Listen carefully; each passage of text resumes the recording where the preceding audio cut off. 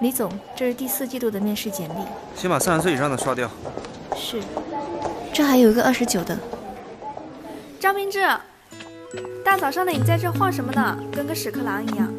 没事，我走2步。我手机号不会填错了吧？名字是不是没写对？他们会不会没看到我？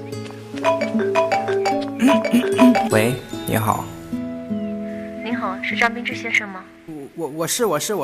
这有一个29和30又有很抱歉，您没有通过这次面试，非常感谢您参加本次面试，希望您。